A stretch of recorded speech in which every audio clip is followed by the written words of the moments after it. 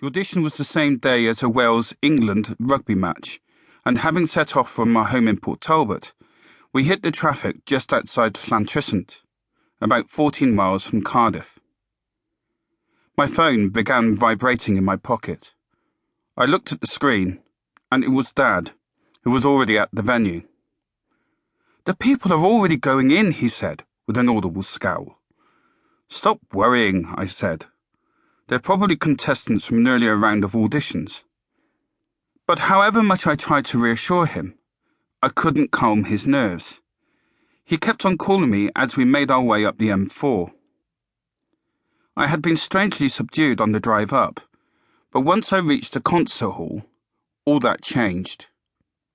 We still had some time to wait before I was sent to the holding area, and having no clue what time I would be going on, I was beginning to get quite nervous. I picked up my number from the check-in area, number 31829, which I stuck sideways on my jacket, and made my way up the stairs to the auditorium.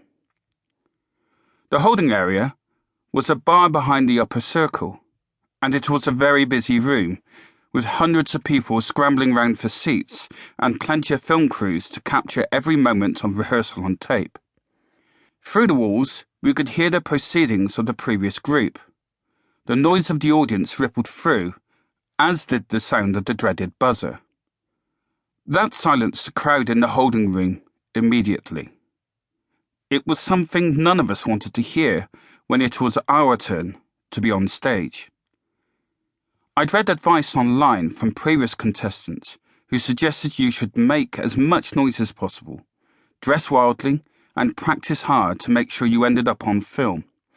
In fact, to do just about anything to stand out from the crowd. But that was the last thing I wanted to do. While others were rehearsing loudly to catch the attention of the cameras, I attempted to fade into the background like a wallflower. I wasn't here to make a career out of what I was about to do.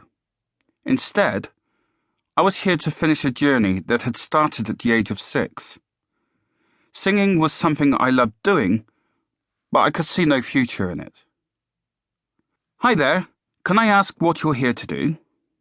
My thoughts were interrupted by a guy in a pale blue fleece from the production team and his colleague holding a TV camera. It's strange that a previously coherent person can become a jabbering wreck when facing a large piece of electronics placed on someone's shoulder.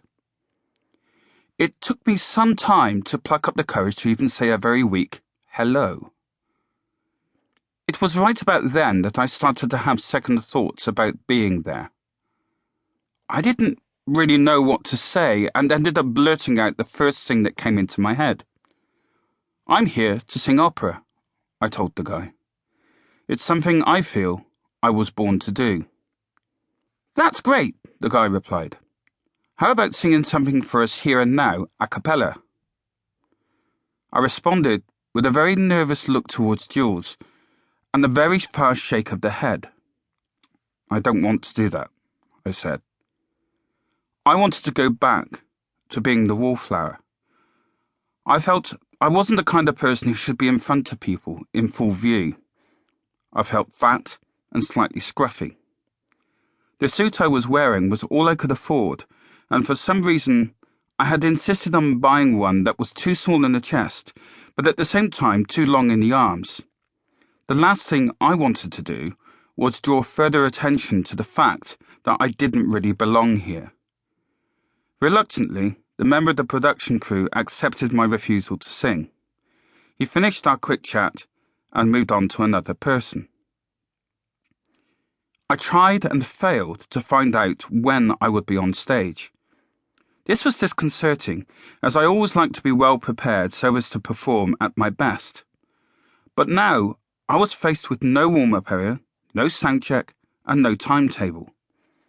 I did my best to try and find somewhere private enough to warm up, and ended up in the gents' toilet. Even there, I didn't want to sing in front of anyone.